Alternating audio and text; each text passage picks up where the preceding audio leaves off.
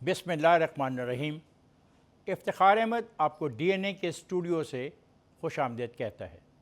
हस्ब मामूल मेरे साथ सलीम बुखारी साहब, अंजम रशीद साहब और जावेद इकबाल साहब तशरीफ़ रखते हैं।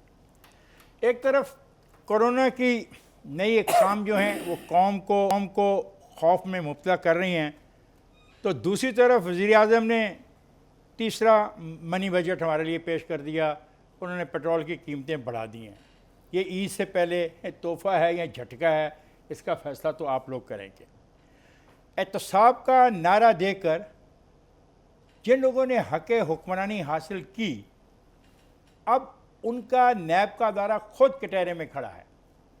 पब्लिक अकाउंट्स कमेटी के इजलास में ये सवाल उठाया गया कि किस सियासतदान से और किस ब्यूरोक्रेट से कितनी कितनी रकम वसूल की गई उनकी बदउनवानी के हवाले से। तो इसका जवाब तो देना पड़ेगा। ये तो नहीं कि आप लोगों को जलील करते रहें, आप उनको रिडिक्यूल करते रहें। ऐसा तो नहीं चल सकता ज़्यादा अरसे के लिए। और एक मसला ये है कि तालिबान जो हैं, लगता है कि काबुल में आज आए, सुबह आए कि शाम आए, लेकिन पाकिस्तान को जो ख़तरात लाक हैं और बातें उसकी तो बहुत हो रही हैं, लेकिन मुझे अफसोस है कि मेरी अस्करी क़यादत और मेरी सियासी क़यादत वाज़े तौर पे मुझे नहीं बता रही, मेरे लोगों को नहीं बता रही, मेरी कौम को नहीं बता रही कि खुदा न खास्ता अगर ऐसा कुछ हो गया तो हमने बतौर कौम क्या करना है। ये उनके फ़र्ज़ है, उनको हमें लीड करना है नज़रियाती तौर पे, ज़हनी तौर पे। तो मैं उम्मीद करता हूँ कि वो हमसे शेयर करेंगे जो कुछ भी हो रहा है, बजाय हम लोगों की बातों को सुने और अफवाहों को सुने। बुखारी साहब, आज के ये मौज़ूआत हैं, आप देख लें कहाँ से शुरू करना पसंद करेंगे आप? देखिए, गुजारिश ये है कि सबसे पहला मसला तो वही है जिसका मातम भी आपने किया है, वो है कीमतों में इजाफा पेट्रोलियम गुड्स की। ये खदशा जो है ज़ाहिर किया गया था जब बजट पेश किया गया था, तो उस वक्त भी लोगों ने और तबसरनगारों ने ये कहा था कि ऐसे लगता है कि इसके बाद कई मिनी बजट्स आएंगे। 3 मिनी बजट्स तो आ चुके, जैसा आपने ख़ुद भी इशारा दिया है। एक बिजली की कीमतों में इजाफे की सूरत में और 2 पेट्रोल की कीमतों के में इजाफे की सूरत से। एक नया वतीरा इख्तियार किया इस हुकूमत ने कि ये प्रपोज़ करते हैं 2 गुना, ताकि प्राइम मिनिस्टर साहब उससे आधा अप्रूव कर दें और फिर एहसान चढ़ाएँ कौम के ऊपर कि जनाब मैंने तो बहुत कमाल कर दिया है। शहबाज गिल का ये बयान है, सारा दिन टीवी पे चलता रहा। उन्होंने कहा कि जी बहुत बड़ा रिलीफ दिया है उन्होंने, 5 रुपये बढ़ा के, 5 रुपये 40 पैसे बढ़ा के। मेरा ख्याल से वज़ीर आज़म साहब ने अपना एक वादा पूरा कर दिया। उन्होंने कहा था गरीब नहीं रहेगा इस मुल्क में, गरीब तो वाकई नहीं रह रहा। ये इसी तरह के मिनी बजट्स अगर आते रहे तो ये जो लोअर मिडिल क्लास है वो तो पहले ही ख़त्म हो गई हुई है, लोअर मिडिल क्लास भी गई। तो इस हिसाब से तो मेरा ख्याल है कहना चाहिए कि प्राइम मिनिस्टर जिंदाबाद, आपके वादे आपके दावे जिंदाबाद। दूसरी तरफ जो सबसे बड़ी बात है वो ये कि प्राइम मिनिस्टर साहब कंटेनर पे खड़े होकर कहते थे कि जब पेट्रोल की कीमत बढ़े, जब डॉलर महंगा हो जाए तो समझ लो प्राइम मिनिस्टर चोर है। ये मेरा बयान नहीं है, वो बकौल शायर, तुम्हें भी याद है आखिर ये कलाम किसका था? उन्होंने कहा था ये? जी बिल्कुल कहते थे भाई। मैं कोई बात बगैर रेफरेंस के नहीं कहता कभी, आपने अब तक नोट किया होगा? अभी तक तो खैर है, लेकिन ये कहा था उन्होंने? जी उन्होंने कहा था कि जब भी ये मेरे साथ 2 बैठे हुए हैं इनको जी इमरान खान साहब ने ही खुद कहा था, ये नाम नहीं लेना चाह रहे, मैं नाम ले देता हूँ। इमरान खान साहब ने अपनी बेतहाशा तकारीर में इस चीज़ का जिक्र किया है। तो मैं आखिरी जो बात कहना चाहता हूँ वो ये है कि खुदा के वास्ते इसको रोकें, क्योंकि आपने खुद कौम को आगाह किया था कि इसमें कितनी लेवी होती है पर लीटर, इसमें कितना हुकूमत के खाते में जाता है, कितना बीच का मिडिल मैन जो है वो चाहे PSO है चाहे कोई है वो खा जाते हैं। रहम करे इस कौम के ऊपर। महंगाई की जो लहर है उसने आपकी हुकूमत को पहले ही बहुत वीक किया हुआ है। पता क्या मसला? जब एक मिनट, मेरा ख्याल है कि अंजम को हम शामिल कर लें। अंजम देखो, कमाल हो गया। तजवीज़ थी 11 रुपये 40 पैसे की ओगरा की, लेकिन प्राइम मिनिस्टर ने कहा, और बात तो सुन लो भाई, एक तो मुसीबत है बात सुनते नहीं हो, शुरू हो जाते हो। कितनी अच्छी बात की। 11 रुपये 40 पैसे की समरी गई थी prime minister house, Shahbaz Gill साहब को पता था, लेकिन प्राइम मिनिस्टर ने कहा नहीं, मैं ये जुल्म नहीं करूँगा, 5 रुपये 40 पैसे बढ़ाऊंगा, मैं इससे ज़्यादा नहीं बढ़ाऊंगा। अच्छा, इसको तो शाबाश तो दो। अभी सलीम बुखारी साहब ने जो है वो कहा कि इस तरफ पहले ही इशारा कर दिया गया था। भाई साहब, वजीर खजाना ने कहा था क्या कहा कि था? पेट्रोल जो है उसको मैंने भी तो यही 25 रुपए रुपए तक तमस्खुर जो उड़ा रहे हैं। इशारा नहीं किया था उसने, साफ बयान किया था इशारा ही कहते कि हैं ना 25 इसको। रुपए ये और बिजली की कीमत तो में भी जब एक दफ़ा ही बढ़ा दे ताकि रोज़ रोज़ का ना हम प्रोग्राम करें ना हम रोज़ इसको डिस्कस करें, लेकिन ये एक दफ़ा जो होना हो ही ये जाए, इशू नहीं है। जो दिन आने आ ही जाए। और भाई पाकिस्तान को हमने एक ऐसी रियासत बना दिया है जिसके अखराजात उसकी आमदन से बहुत ज्यादा हैं। वो ठीक है, लेकिन अब- 25 रुपए एक और दफ़ा बढ़ा दो ना, सुनिए, मैं ये कह रहा हूँ। और दूसरी तरफ जो है वो पाकिस्तान के ताजिर और पाकिस्तान के दूसरे लोग टैक्स भी नहीं देना चाहते। आप उनसे टैक्स मांगते हैं तो वो हड़ताल शुरू कर देते हैं। और पाकिस्तान में जो जैसा भी कसम पुरसी की हालत में भी इसको चलाने के लिए पेट्रोल को ही टैक्स का जरिया बनाना पड़ेगा, और पेट्रोल टैक्स का जरिया है तवील अरसे से। ये इनडायरेक्ट टैक्स जो है इससे जान आप नहीं छुड़वा सकते। आपने पाकिस्तान की मईशत को बर्बाद कर दिया हुआ है। और असल बात यह है, आपको मुबारक हो कि आपका और फवाद चौधरी का एक ही सा बयान है ये, माशाल्लाह। क्या इसमें क्या आप दाद दे रहे हैं ना कि बहुत अच्छा हुआ ये तो। अच्छा ये तो नहीं- करना पड़ेगा, अच्छा नहीं ये तो हुआ। होना पड़ेगा। आप- आप खर्चे कम करें ना अपने हुकूमत वाले यार, फॉर गॉड से। करें ना, और भाई साहब जब या इसको एक दफ़ा बढ़ाई दें, और जब बजट 25 रुपए ही बढ़ा दें। नॉन डेवलपमेंटल एक्सपेंडिचर जब तक कम नहीं होगा यही करना पड़ेगा। आप में मतलब ये है कि आप बता नहीं सकते कि नॉन पर कौन से खर्चे कम करें। तनख्वाहें लल्ले तलल्ले, भाई तनख्वाहें जो है जो सरकारी मुलाजिम रोज हड़तालों पे हैं। आपको नॉन एक्सपेंडिचर डेवलपमेंट एक्सपेंडिचर का बुखारी पता साहब, है। बात तो पूरी कर रहे हैं भाई साहब। बात यह है कि जो सरकारी मुलाजमिन की तनख्वाहें ज्यादा नहीं है, लेकिन स्टेट को हमने जिस तरह से फैला दिया है और जो इस मईशत की हालत कर दी है, इसमें पाकिस्तान के अवाम भी जो है वो कोई बहुत बड़ा कि ये पेट्रोल पे ऐसा नहीं होगा कि लोग सड़कों पे आ जाएंगे, लोग शोर करेंगे, कुछ भी नहीं होगा। पाकिस्तान के अवाम भी नहीं चाहते। अच्छा, खान और साहब पाकिस्तान पता की क्या स्टेट हम और हमारी जो प्रायोरिटी भी नहीं है कि मईशत ठीक हो। हमें जो है पाकिस्तान भी आज़ाद करवाना है, जावेद, कश्मीर सही भी बात आज़ाद है, करवाना बात है, है। नहीं, हमें नहीं, बहुत से नहीं, काम करवाने हैं। बड़ी हमारे पास जबरदस्त मईशत जो साहब ने है, बात मईशत कर अवलीद दी है। अच्छा, हमारी क्या- दूसरी क्या- तरजीहात क्या है, तरजीहात? हमारी फॉरेन पॉलिसी ठीक है, तरजीहात है, बा- हमारी अफगानिस्तान अच्छा, तरजीहात हम है, फौज कम हमारी करना चाहते कश्मीर हैं, तरजीहात आप है। फौज कम करना चाहते हैं, आप ये कह रहे हैं इनडायरेक्टली, और क्या कह रहे हैं आप? नहीं, और क्या कह रहे हैं? कहो ना नहीं, आप कह रहे हैं, मैं क्यों नहीं कह, मैं तो नहीं कह रहा, मैं तो कह रहा हूँ 25 रुपए एक दफा बढ़ा दो। आप मुझे बता रहे हैं कि खान पैसे कहाँ साहब, खर्च हो रहे हैं, खान साहब, आप नाम खान लें। साहब, भाई कहाँ- आप में कहाँ इतनी पे अखलाकी कटिंग करें? जरूरत नहीं है, किसमें? आप मेरे मुंह पे डालना ना ना, चाहते हैं। मैं तो कहो कहता ना। नहीं, मैं तो कहता अच्छा हूँ, बताओ क्या काम करें। 25 रुपए बढ़ा दो। हाँ, मैं तो कहता हूँ, मैं बता मैं कहता हूँ 25 रुपए बढ़ा दो। वजीर आजम ने कहा था 18 25 से रुपए बढ़ा ज्यादा दो। वजीर नहीं आपने होंगे। मजाक बनाया हुआ है पाकिस्तान का और ऊपर से धमकी दे रहे हैं। कौन धमकी पाकिस्तान दे रहा का है? मजाक मेरी नहीं बात तो बना। सुनो। मैंने धमकी बात कोई यह नहीं है दी, धमकी कोई नहीं है। की रियासत का- आपने रियासत की बात की, आपने रियासत कहा को तो रियासत के लल्ले तो लल्ले। रियासत को तो आपने मजाक बनाया हमने हुआ है। नहीं बनाया, आप आप बना सुनते रहे नहीं हैं, हैं। आप बना रहे हैं। मेरा ख्याल है आप कि ब्लैकमेल आप- करते हैं। कौन आप ब्लैकमेल क्या कर रहे जुबान हैं? क्या इस्तेमाल करते ब्लैकमेल हैं? कर रहे हैं? किसने ब्लैकमेल किया? ओ भाई सुने, हाँ। मैं ये कह रहा था, मुझसे पूछा था ना कि जी कैसे कम करें। भाई 18 कहा था वजीर होंगे, 80 पे पहुंचे में तकरीबन ऑलमोस्ट। ये हैं अल्ले तलल्ले मिनिस्ट्रियां अच्छा, स्प्लिट साहब, करके और लोगों वजीर- को भाई साहब ऐसा नहीं है, ये सारा खर्चा भी मिला के ना ये कुछ नहीं बनता। आपके खर्चे बहुत ज्यादा हैं। आपका रेवेन्यू आपको पता है कि 5,000 कम कर रहे हैं, ये तो 800 है। बता दो। और खर्चे जो है 8,500 है। उसमें खर्चे ये कम कर रहे हैं। तनख्वाहें सारी नहीं मिला ले तो ये कितनी बनती है? ये इशू ये खर्चे कम कर रहे हैं। स्टेट का स्ट्रक्चर ही ऐसा बनाया हुआ है कि इसमें गरीब आदमी के लिए, आम आदमी के जीने भाई की ये जगह ही नहीं जज्बाती है। बात आप है, 4 आदमी खर्चे जीना चाहते कहाँ हैं, कर आप 4 रहे आदमी हैं? जान बचाना चाहते हैं, खर्चे ब्लैकमेल कम कर करना रहे चाहते हैं, हैं। डराना चाहते खर्चे हैं, कम कर डराएं रहे हैं। आप, खर्चे कम कर लोगों रहे को हैं। मार दें आप, खर्चे और कम लोग कर मरे रहे हुए हैं। हैं, लोग खड़े भी नहीं होंगे, खर्चे लोग रो कहाँ- भी नहीं रहे। आप क्या बात कर रहे हैं? हाँ, वेरी गुड। शर्मिंदा होने की बजाय आप ताली बजाएं। आप शर्मिंदा क्यों? ये इस्तेलाह है नॉन डेवलपमेंटल एक्सपेंडिचर। ये और जो डेवलपमेंटल एक्सपेंडिचर, जब तक आप उसके अंदर मैरी नहीं करेंगे, ब्रिंक इसकी खलीज कम नहीं करेंगे, हुकूमत नहीं चलती। महंगाई की वजह यही होती वो है। 30 साल हो गए हैं हम IMF से कर्जे लेते हुए, बाज ही नहीं आ रहे, कुछ रुक ही नहीं जावेद, रहे। फिर आपने ब्रेक पे खुदकुशी जाना क्यों है। नहीं की? जावेद, मैं ब्रेक पे जा रहा हूँ। क्या बात करूं? ख्वाजा साहब, मैं जा रहा हूँ ब्रेक पे, जाएगा नहीं, हमारे साथ रहेगा।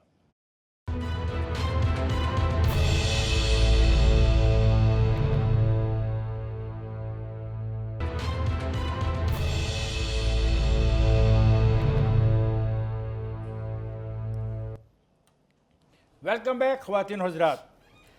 वफाकी वज़ीर मनसूबाबंदी और national command and operation centre के सरबराह असद उमर ने फिर ख़बरदार किया है। वो ये कहते हैं अगर दुरुस्त फैसले न किए गए तो पाकिस्तान को कोरोना के हवाले से भारत जैसी सूरत हाल का सामना करना पड़ेगा।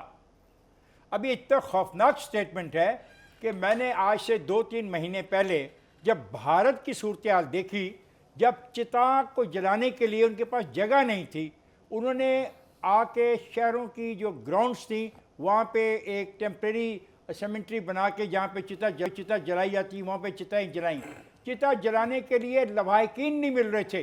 बाज़ औक़ात ऐसी अफसोसनाक तस्वीर देखने में आई कि औरतों ने अपने ख़ानदान की जो चिता उठा के जलाई। फिर वहाँ पे ये हुआ कि इतनी बात हो गई कि रिकॉर्ड टूट गया। और मुझे ये वार्निंग किसी आम आदमी ने नहीं दी है, मुझे ये वार्निंग दे रहे हैं असद उमर। असद उमर के बयान में एक बात और भी है। उन्होंने कहा है कि जनाब, मैं आपको साफ कह रहा हूँ, अगर सही वक्त पर दुरुस्त फैसले नहीं किए जाएंगे तो कोविड तबाही का बाइस बन जाएगा। अब एक और बात है जिसका हमें जवाब नहीं मिलता। मैंने इंजेक्शन लगवाए, मुझे जाके सर्टिफिकेट लेना है, मुझे सर्टिफिकेट लेने में मुश्किलात हैं। उसमें उन्होंने एक क्लियर पॉइंट ऑफ व्यू दिया है कि क्या तरीक़ाकार होगा। तो आज मेरा ये सब्जेक्ट है दूसरा, कोविड। अंजुम साहब, क्या कहेंगे आप कोविड के बारे में? यार, जो आज डॉक्टर फैसल ने कहा है कि जो कोविड की, जो कोरोना की जो असली जो था उसके फैलाव के मुकाबले में ये 100% से ज़्यादा तेज़ी से फैलता है भारतीय कोविड, इंडियन डेल्टा वाला जो इंडियन वेरिएंट है कोविड का। और इंडियन वेरिएंट पाकिस्तान में आ गया है और ये जिस तेज़ी से इसने कराची में तबाही मचा दी है अभी 2 दिनों में, वो बड़ी खौफनाक है। और अगर ये पंजाब में और दूसरे इलाकों में अगर उसी तरह फैल गया जिस तरह ये भारत में फैला था, तो भारत तो आपने देखा है, इंडिया की तो आपने हालत देखी है, हिंदुस्तान की, कि लोग सड़कों पे तड़प रहे थे और अस्पतालों में जगह नहीं थी, अस्पतालों में ना बिस्तर थे, ना अस्पतालों में जो है वो ऑक्सीजन थी।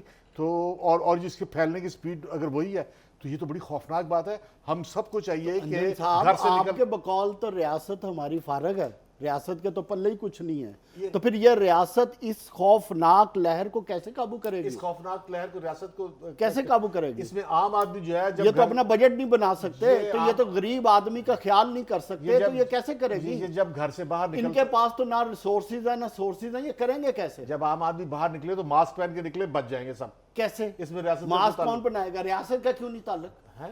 रियासत किस लिए है?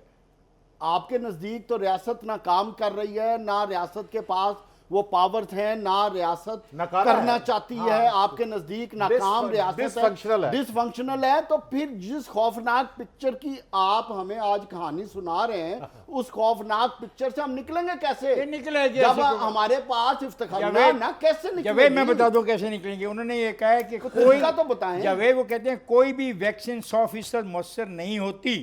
वैक्सीन लगवाने का मतलब ये नहीं कि आप इस वायरस से मुतासर नहीं हो सकते।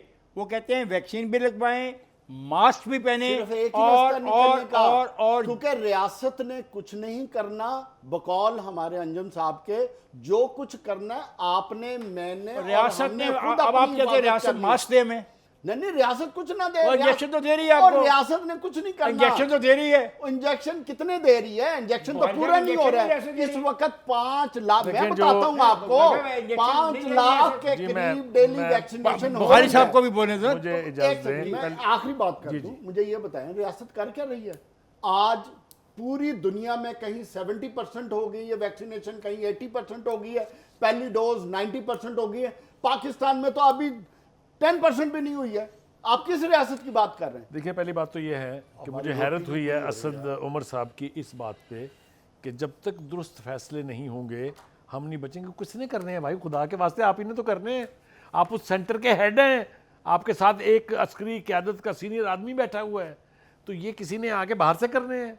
ये कोई लोग इंपोर्ट करेंगे जो आगे करेंगे? एक बात देखें, एक तरफ सियाहती मकामात की तरफ पाबंदियां लगा रहे हैं और दूसरी तरफ आप कश्मीर में जलसे देखें। मैं अगर अपनी बात पूरी कर लूँ, 2 3 4 वजूहात हैं जिसकी वजह से ये सूरत हाल है। पहली बात तो ये है कि हमारा आगाज़ में रवैया बहुत मनफी था इसके हवाले से। ये 2 दिन का फ्लू है, 3 दिन में ख़त्म हो जाएगा।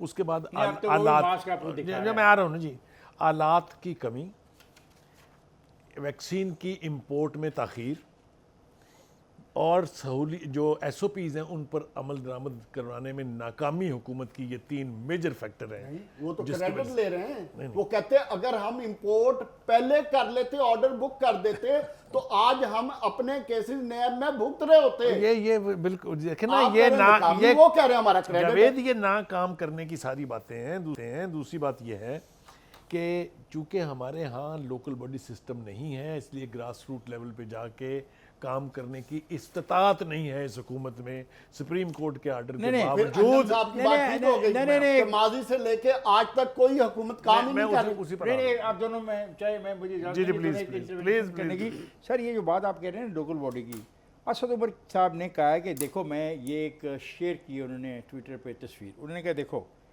भूख वहाँ पे इतनी बढ़ गई कि बुरहान इतना आ गया कि लोग कतारों में खड़े हो गए।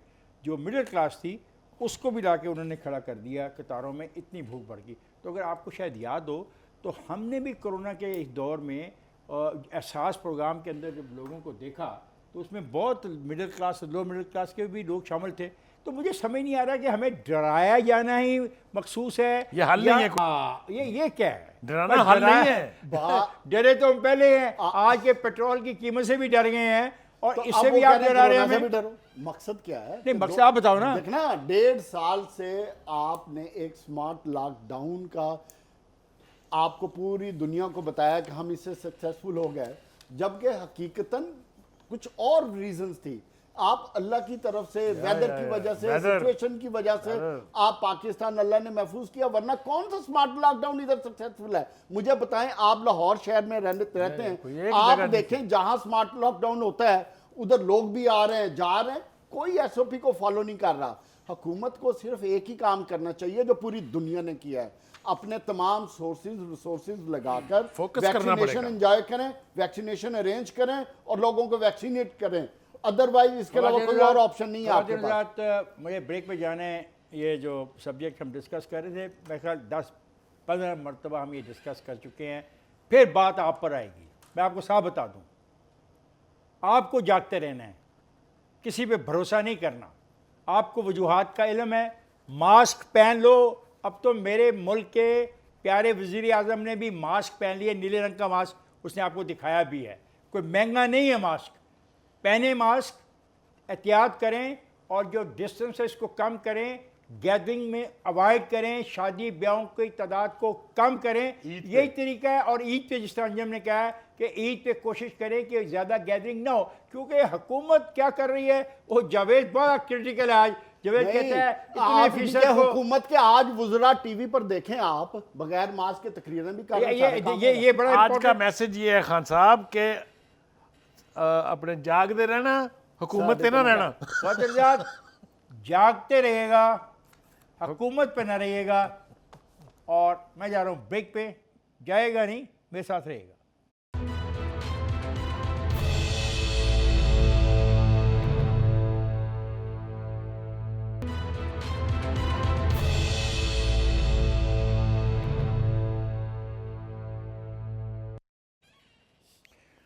Welcome back ख्वातीन।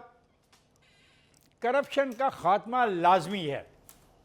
करप्शन माशरे को दीमक की तरह चाट जाती है, कोई बहस ही नहीं इस पे दो राय ही नहीं है। दुनिया में ये डिबेट चल रही है, गरीब मुल्कों में, अमीर मुल्कों में, अमेरिका में, बरतानिया में, फ्रांस में, हिंदुस्तान में, पाकिस्तान में। लेकिन सवाल ये है कि क्या महज किसी पे ये इल्ज़ाम लगा देने से कि वो करप्ट है, उसकी ज़िंदगी के माहो साल छीन लिए जाएं, उसको जेल में रख दिया जाए और काफ़ी अरसे के बाद जब अदालत कहे कि सबूत लाओ तो वहाँ पे खिसियानी हंसी करके दिखा दी जाए? ये वो मामला है जो इस दफ़ा ज़ेर बहस आ गया पार्लियामेंट में भी। पब्लिक अकाउंट्स कमेटी में एक सवाल उठाया गया और बहुत ही बुनियादी सवाल उठाया गया कि जनाब नैब ने अब तक पाकिस्तान के सियासतदानों से कितनी रकम वसूल की है, उनकी मुबैना करप्शन के हवाले से, और ब्यूरोक्रेट से कितनी की है। और ये सवाल जेन्युइन है, मुझे हक है कि मैं अपने अदारों से सवाल करूं कि अगर आपको मैंने आइनी तौर पे इख्तियार दिया है कुछ काम करने का, कुछ ताकत दी है, कुछ पावर दी है, तो उसके लिए आपको जवाबदेही भी होगी। क्या ख्याल है अंजम साहब? भाई साहब बात यह है कि शौकत तरीन ने कहा है कि ब्यूरोक्रेसी काम नहीं कर रही। मतलब एक वजीर ख़जाना पाकिस्तान का जो वजीर आज़म के बाद सबसे इम्पोर्टेंट ओहदा है, वो कह रहा है कि आपकी ब्यूरोक्रेसी फंक्शन नहीं कर रही, और उसकी वजह उन्होंने कहा नैब है। अब भाई बात यह है कि ये आप पाकिस्तान के किसी महकमे में चले जाएं, किसी जगह चले जाएं, जो हमारी ब्यूरोक्रेसी में और जो सरकारी मुलाजमों में जो करप्शन की जो सूरत हाल है वो बहुत ज़्यादा है। वो कह रहे हैं कि नैब के कवानीन बदले जाएं और ब्यूरोक्रेसी से ना पूछा जाए करप्शन के बारे में, और ब्यूरोक्रेसी को तहफ़्फ़ुज़ दिया जाए। ये भी दुरुस्त है, ऐसी कोई बात नहीं ये है भी कि दुरुस्त है। ब्यूरोक्रेसी से ना पूछा जाए। वो ये कह रहे हैं कि शौकत तरीन ने कहा हम कानून को बदलेंगे, ब्यूरोक्रेसी डर रही है। मेरा ख्याल हम कंफ्यूज कर रहे हैं अंजम। मैंने पहले बात कर उसी पे आ रहा हूं, नहीं उसी नहीं पे- आप पहले इधर आ जाए। पहले जो मैंने बात की है वो है पब्लिक अकाउंट्स कमेटी की, उसी पे आ रहा उसके हूं, बाद जहाँ मर उसी पे आ रहा हूं, जाइए। उसी पे आ रहा हूं। अच्छा, अब ब्यूरोक्रेसी भी ये मुतालबा कर रही है, और दूसरी तरफ भाई अभी जो है आपकी जो पॉलिटिकल हायरार्की है वो भी जो करप्शन कर रही है, और जिस तरह से उनके जो घर देखें, उनके जो महलात देखें, मतलब इतने ह्यूज महलात बना रही है, इतने ह्यूज घर बना रही है, जैसे कि दुनिया में अब ओबामा भी रिटायर हुआ है, क्लिंटन भी रिटायर हुआ है, और ये अभी सदर उनका ट्रम्प भी, किसी ने $1 का इल्ज़ाम नहीं लगाया। यहाँ पर सूरत हाल यह है कि करप्शन इतनी है कि अब ब्यूरोक्रेसी भी मुतालबा कर रही है कि हमारे खिलाफ करप्शन के मुकदमात आज से हमें तहफ़्फ़ुज़ दिया जाए। मसला यह है कि वरना हम काम ही नहीं करेंगे। कमेटी के हवाले से सवाल किया है, आप उसी पे जो मर्जी करें। मेरा ख्याल ये है कि अगर हम इसको रियलिस्टिकली देखें तो पहली दफ़ा पार्लियामेंट की सुप्रीमेसी की जो इतनी बात होती है, ये उसकी तरफ मेरे ख्याल से पहला कदम है कि पब्लिक अकाउंट कमेटी ने जो सेनेट की है उसने सवाल उठाया है कि जनाब हमें ज़रा बता दें कि नैब ने अब तक ब्यूरोक्रेट से, सियासतदानों से क्या वसूल किया है। ये जेन्युइन सवाल है, इससे पता चलेगा आपको कि नैब ने विच हंट कितनी की है और एक्चुअल केसेस जो साबित कर सकी है वो उनकी तादाद क्या है। वो हम सबको पता है, बेशक हम इसका इजहार करें ना करें। दो बातें जो बहुत अहम है, शौकत तरीन ने ये कहा क्यों है, थोड़ा सा इसकी बैकग्राउंड में चलते हैं। हम आपको दो मॉडल में पेश कर देता हूँ आपको। एक फवाद हसन फवाद का है, दूसरा हाथ चीमा का है। 2.5 साल जेल में रहे हैं, मुझे बताएं साबित क्या हुआ है? अरबों की प्रॉपर्टी उनके पास थी, कुछ साबित नहीं यार, फॉर गॉड सेक बस कर साबित हो गया। वो तो और कई नहीं प्लॉट भाई, निकल कुछ आए, साबित नहीं हुआ। पैसे निकल आए। और भाई कहां से निकल आए पैसे? भाई ये बात आप ठीक कह रहे हैं खान साहब और जवेद साहब, मैं ठीक कह रहा हूं या गलत कह रहा हूं? बात यह है कि अगर निकले तो फिर वो बाहर क्यों बैठे हुए हैं? एक मिनट देखिए ना, यही तो बात है, इसीलिए तो बात घूम जाती है। उसने इन ये at the back of the mind था शौकत तरीन के कि इनको सामने रख के एक और लोग भी मिसालें थी, देते हैं एक और भी कि थी जी वो बात, देख लिया back of नतीजा mind उनके वो कहना मैं मानने बताऊंगा। का, इसलिए हम तो किसी फाइल पर साइन नहीं करेंगे, लिख के दे दें तब करेंगे काम। लिख के सियासतदान कोई नहीं देता, क्योंकि वहां भी नैब का डर है। असल मैं आपको लेके चल आखिरी बात अगर आप मुझे इजाज़त कर दें, वो ये है कि असल बात ये है कि नैब की परफॉर्मेंस बहुत पुअर है। उन्होंने जितने केसेस अदालतों में लेके गए हैं वो उसमें से किसी एक में सज़ा नहीं हुई है, सिवाय one exception of Nawaz Sharif. वो भी सज़ा जैसे हुई है वो हम सबको पता है। मैंने एक स्टोरी ऐड करनी है। खान साहब, मैंने नैब के हवाले से एक स्टोरी जावेद बतानी मुझे है कुछ आपको। कहना है भाई। 3 साल से अंजम साहब पूरी ताकत इस्तेमाल कर रहे हैं बकौल आपके कि पैसे बरामद हो गए हैं, कागजात पे आ गए हैं, नाम आ गए हैं, लिस्टें छप गई हैं, लिस्टों के आगे पैसे आ गए हैं, पैसे बैंकों में मौजूद हैं। बड़ी अच्छी बातें। फिर क्या हुआ कि हम आगे नहीं जा रहे? फिर क्या वजह है कि 3 साल में समाज के अंदर कोई तब्दीली नहीं आ रही? क्या वजह है कि रिंग रोड जैसे केसेस कल जन्म ले रहे हैं? फिर क्या वजह है कि रावी फ्रंट जैसे मामलात पर लेन देन हो रही है? फिर क्या वजह है कि प्राइवेट हाउसिंग स्कीमों को रेगुलराइज करने के मामलात ज़ेर बहस आ रहे हैं? अगर ये आप दुरुस्त कह रहे हैं और ये हकीकत है तो फिर ये क्या हो रहा है? या वो जो आप कह रहे हैं वो उसका नताइज नहीं निकल रहे, या फिर ये जो हो रहा है ये क्यों हो रहा है, इसका सवाल है। हाँ साहब, मैं ना एक सेकंड, अंजुम साहब एक सेकंड। आज से मैं एक छोटी सी स्टोरी आपको बताता हूँ। आज से 2 महीने पहले की बात है। कुछ बहुत ही पावरफुल हलकों की मीटिंग हुई है, एक नहीं दो मीटिंग्स जिसका मुझे पता है। वो उन मीटिंग्स में क्या बात हुई, प्राइम मिनिस्टर जिसको हेड कर रहे थे, उधर ये तजवीज़ दी गई कि या जिस तरह नैब काम कर रही है या तो इसमें तब्दीली लाई जाए या नैब को ख़त्म कर दिया जाए। उधर बहुत से लोग बैठे थे, जो स्पेशल, जिसमें असद उमर साहब भी मौजूद थे और बहुत से एक आध और मिनिस्टर था और कुछ और लोग मौजूद थे, सब ने जिन्होंने ये तजवीज़ दी थी उस तजवीज़ की तायद की कि हमें नैब के बारे में एक फ़ैसला करना चाहिए। पहली मीटिंग में प्राइम मिनिस्टर ने सुनी अनसुनी कर दी, कुछ नहीं दिया। उसके एग्जैक्ट 1 महीने बाद फिर मीटिंग हुई, उसमें भी फिर यह जिक्र हुआ, वही लोग बैठे थे। उन्होंने कहा जी कि there is no other way to other than the reforms in NAB, या इसे ख़त्म कर दिया जाए। प्राइम मिनिस्टर ने उस वक्त एक बड़ी गोल्डन स्टेटमेंट दी उस मीटिंग में। उन्होंने कहा जनाब मैं तो एहतसाब का नारा लगाकर इक़्तिदार में आया हूँ, तो मैं तो इसके बगैर चल ही नहीं सकता।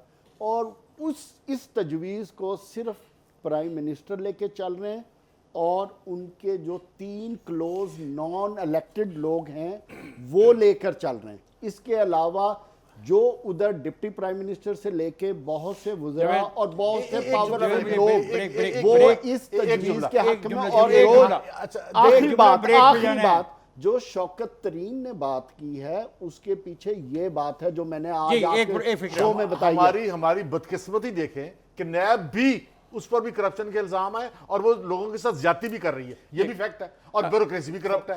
हमारे पास रास्ते मैं ब्रेक पे जा रहा हूँ और ब्रेक पे जाने से पहले एक बात मेरे इल्म में और आई है, काज़म को नज़र मारते हुए, शायद जो चेयरमैन नैब इनके खिलाफ भी कोई बात चल रही है, कोई रेफरेंस वगैरह 2019 में मुकदमे की चल रही है, पर मुझे नहीं पता, मैंने तो अभी ये कागज़ पे पढ़ा है, कागज़ पे पढ़ा है। नहीं, मुझे जाना ब्रेक में, मेरे पास वक्त नहीं है। एक बात जाने से पहले मैं कहूँगा, जो मसला ज़ेर बहस आया पब्लिक अकाउंट्स कमेटी में, वो कहती है कि नैब 400 अरब रुपए की रिकवरी का दावा करती है। उन्होंने सवाल किया इस 400 अरब रुपए की बाइफर्केशन हमें बताई जाए, ये उनका हक है, they are the member of the parliament. और ये भी बताया जाए पब्लिक अकाउंट्स कमेटी को कि नैब के पास कितने मुकदमात अभी तक पेंडिंग पड़े हैं, और ये हक है उनका, और इसी हक का इस्तेमाल वो करते हैं और मैं अपने हक का इस्तेमाल करते हुए जा रहा हूँ ब्रेक पे। जाएगा नहीं, मेरे साथ रहेगा।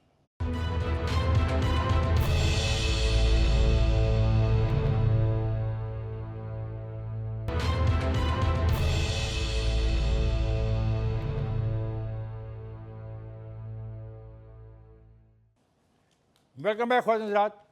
गुज़श्ता रोज़ जावेद ने हमें कहा कि बस मामला तय होने वाला है बरतानिया के साथ, तो जो मैंने वो बयान पढ़ के सुनाया जावेद को, तो इफ़ एंड बट्स पे शुक्र है कि जावेद ने मेरी बात से इत्तफाक कर लिया। आज एक और ख़बर आ गई है कि तालिबान तो जंग बंदी पर तैयार हैं, बस कुछ लोग ऐसे हैं जो जंग बंदी करना नहीं चाहते। वो तालिबान चाहते क्या है कि जो उनके 7,000 लोग जेलों में उनको रिहा कर दें, सुबह जंग बंदी हो जाएगी।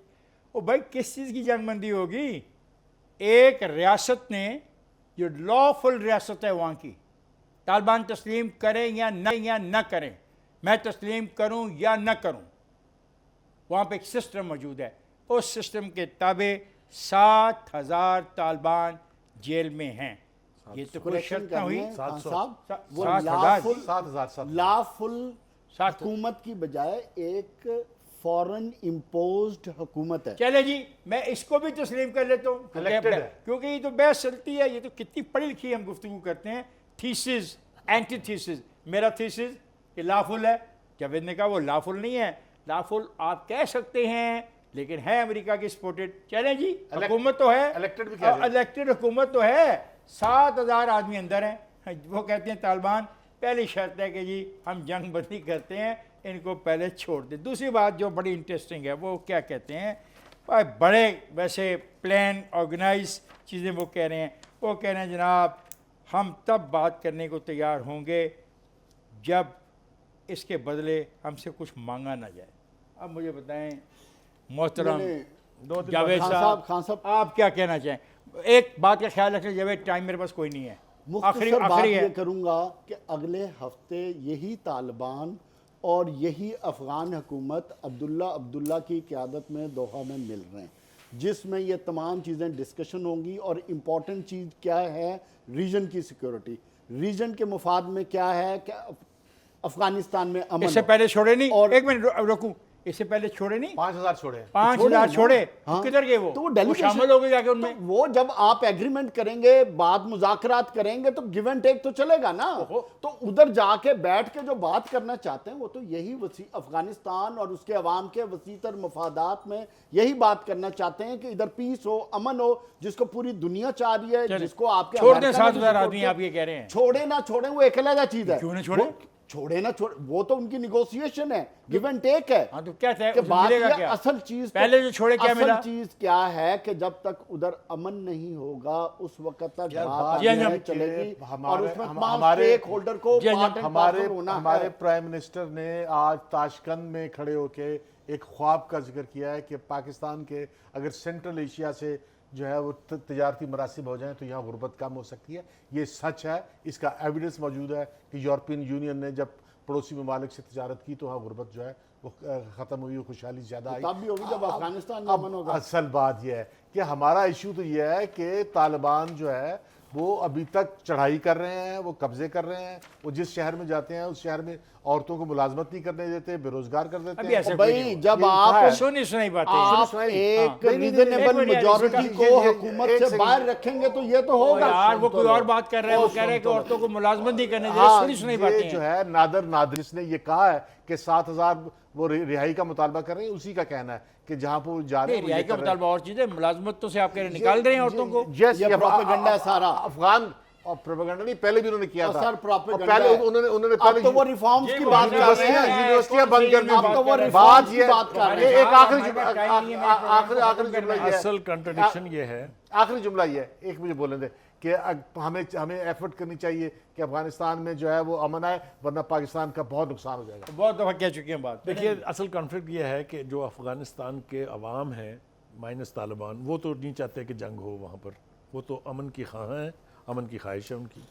लेकिन तालिबान भी चाहते हैं अमन हो। नहीं, मैं अपनी प्लीज मर्जी यार, अपनी इसको मर्जी की हर जगह condition- बात condition बात पर कर लेने जाते दो हैं ना जावेद। तालिबान जो हैं वो अपनी उसी सख्त गिरी पर कायम हैं कि हम यहाँ आके इस्लामी निज़ाम लाएंगे, और इस्लामी निज़ाम जो उनकी इंटरप्रटेशन है वो आपको भी पता है, हम सबको पता है। एक बात।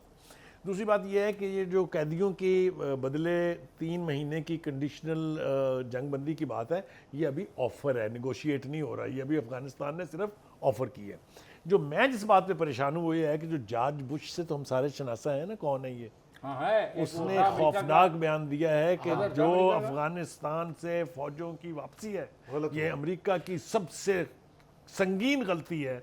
इसका मतलब ये है कि वहाँ के जो लोग मैटर करते हैं, जो ओपिनियन मेकर्स हैं, वो यहाँ से निकलने के ऊपर भी ज़रा दोबारा गौर करने की बात कर रहे हैं। अफगानिस्तान में अमन इतना आसान ना कभी पहले था और ना ही अब होगा। ख्वाब हम देख सकते हैं, जैसा अंजुम साहब ने कहा कि हमारे प्राइम मिनिस्टर ने ख्वाब देखा है, लेकिन इसकी इम्प्लीमेंटेशन के लिए इतना कुछ करना ज़रूरी है जिसकी तरफ हम अभी बढ़े ही नहीं आपकी हैं। बात ठीक है, ना पहले अमन हुआ, मैं स्टेटमेंट दे रहा हूं, ना पहले अमन हुआ ना अब है, और मुझे आगे भी अमन नजर नहीं आ रहा। Correct, I agree उसकी with सिर्फ you. वजह एक ही है हमारी गलतियां हैं सर, उसमें ठहर जाना। शामिल हैं। बात और रीजन की बात कर रहे हैं, हमारी अकेले की कोई गलती नहीं है। बात यह है आप पूरे रीजन में जो स्टेक होल्डर्स हैं उनका कॉन्फ्लिक्ट है, जो सबसे बड़ा चैंपियन है उसके साथ, अमेरिका के साथ, जो चाहता है चाहे वो इस ईरान region- है, चाहे चाहे वो कोई भी है, चाहे तालिबान है। ईरान है, चाइना है, रशिया है, और अब हम भी, पाकिस्तान है, अब हम भी हमारे हैं। समेत हम सब स्टेबिलिटी चाहते हैं रीजन में। वो चाहते हैं कि स्टेबिलिटी ना हो। क्यों ना हो? इसलिए कि जो अंजुम साहब ने बात की और जिस ख्वाब की इमरान खान ने बात की, सेंट्रल एशिया का रास्ता खुलेगा, सी पैक खुलेगा, तो उसका फायदा इधर इस रीजन के लोगों को होगा ना। ये अमेरिका कैसे चाहेगा? तो ये अमेरिका कैसे चाहेगा? हम और चाहेंगे। बदकिस्मती क्या है कि इस रीजन चाहते हैं। में इस बात को इंडिया सपोर्ट कर रहा हम है। चाहते हैं। आप क्या कहना चाहते और हैं भाई हाँ, साहब? सिर्फ मैं- एक हाँ, मैं ये कह पॉसिबिलिटी रहा है हूं। इसकी, मैं ये कहना एक चाहता हूं। पॉसिबिलिटी है कि आपको पता ही नहीं अगर आप क्या कहना तमाम चाह रहे हैं, लोग- कहे ना जल्दी से। मुझे आखिरी बात, कहे एक बात, जल्दी। अंजम हाँ, साहब मैं एक ये बात, कह रहा हूं कि ये हमने अंजम साहब माजी एक- में भी गलतियां की हैं। हमने माजी में भी हम जिस जंग में शामिल हुए थे, हमें अब शामिल नहीं होना चाहिए। हमें नहीं, आग नहीं, बुझानी नहीं। चाहिए। सिर्फ खान साहब मैं एक कौन बात शामिल ऐड हो कर रहा है इस दूं, जंग एक में? सेकंड की, कि अगर तमाम वाले हमारी रात- रीजनल फोर्सेस इकट्ठी हो जाएं तो फिर अमेरिका खवात- अकेला कुछ नहीं कर सकता। ख़वातीन हज़रात, मैं बतौर पाकिस्तानी इस बात की ख्वाहिश करता हूँ कि मेरे बच्चे, मेरे पोते, मेरी पोतियाँ और मेरी तरह के रहने वाले 22 करोड़ लोग ये ख्वाहिश करते हैं कि उनका मुकद्दर अच्छा हो। और उस अच्छे मुकद्दर के लिए अफ़गानिस्तान में अमन होना लाजमी है। लेकिन मैं कोई नहीं हूँ कि उनको बताऊँ कि अमन उन्होंने कैसे करना है, कब करना है और क्यों करना है। I am no one. इस गलती में हम तबाही कर चुके हैं। हमने फैसला किया है एक ज़माने में, हमें फैसला करना है हुकूमत कैसी होगी, हमें देखना है कि स्ट्रेटजिक डेप्थ क्या होती है। हम उसका नुकसान उठा चुके हैं। मैं उम्मीद करता हूँ